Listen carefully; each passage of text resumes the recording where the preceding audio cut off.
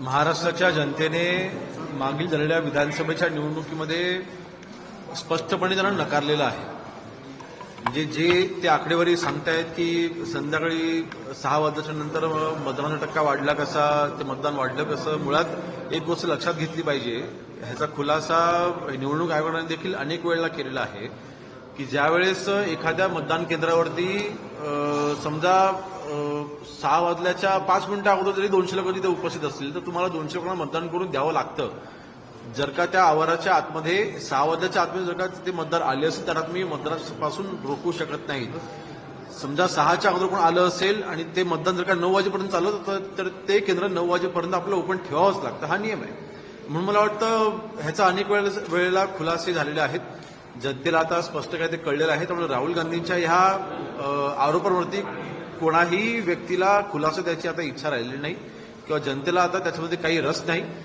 ह्यांचं हे रडगाणं मला वाटतं येणाऱ्या महानगरपालिकांच्या निवडणुकीमध्ये ह्यांना पराभव दिसतोय म्हणून आतापासून ते त्याची तयारी करतायत.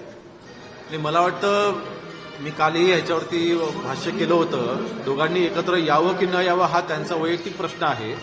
परंतु प्रश्न नक्कीच नवीन निर्माण होतो की जर का दोघे एकत्र आले तर मग उभाटा ही महाविकास आघाडीमध्ये राहणार की नाही राहणार हा देखील एक प्रश्न आहे. म्हणून मला वाटतं फक्त उद्याची येणारी महानगरपालिकेची निवडणूक ही डोळ्यासमोर ठेवून महाराष्ट्राची खुर्ची तर गमावली, मग आता मुंबईची जरी खुर्ची मिळवता येते की नाही ह्याचा केविलवाणा प्रयत्न त्यांचा चाललेला आहे. पण ह्याला मुंबईमधला मराठी माणूस किंवा मुंबईमधला हिंदुत्ववादी आमचे जे आमचे साथीदार आहेत हे ह्याला बळी पडणार नाहीत.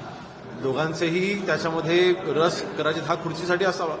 नाही, मला माननीय शिंदे साहेबांनी काय म्हटलंय हे मला माहिती नाही. परंतु बघा शेवटी ते आमचे मुख्य नेते आहेत. आज पक्षाची भूमिका ते जाहीर करणार आहेत. त्यांनी जाहीर केलेली भूमिका ही अर्थात आम्ही स्वीकारणार आहोत. परंतु उद्धवजींनी जर का राज्यसभांसोबत जायचं त्यांची इच्छा असेल तर ती इच्छा माझं म्हणणं की फक्त ही खुर्चीसाठी आहे, ते काय मराठी माणसांसाठी नाही. म्हणूनच आज बघा, आज जागतिक अन्न सुरक्षा दिनाच्या निमित्ताने कार्यक्रमामध्ये देखील मी म्हटलंय की आपण खास करून ज्या मोठ्या कंपनीज आहेत ह्यांनी तर उलट जास्त काळजी घेतली पाहिजे. कारण मोठ्या कंपन्यांवरती जनतेचा जास्त विश्वास असतो आणि अशा वेळेला मोठ्या कंपनीचे जर का नॉर्म्स नाही पाळले तर मग विश्वास ठेवायचा कोणावरती. अशा वेळेला आपण जे काही सस्पेन्शन आपण झॅप्टोचं केलं होतं ते त्या फॅसिलिटी पुरतं होतं. परंतु भविष्यामध्ये त्यांनी अशा कुठल्याही बदलीची त्यांनी ही काळजी घेतली पाहिजे. याकरता त्यांना आम्ही सूचना केलेल्या आहेत. त्यांनी देखील आम्हाला आश्वासित केलेलं आहे की एका पर्टिक्युलर आउटलेटमध्ये ह्या गोष्टी घडल्या होत्या परंतु उर्वरित आउटलेटमध्ये हे घडणार नाही याची आम्ही काळजी घेतो आणि त्या फॅसिलिटीमध्ये देखील जे काही ठराविक बदल करायचे ते आम्ही करतो.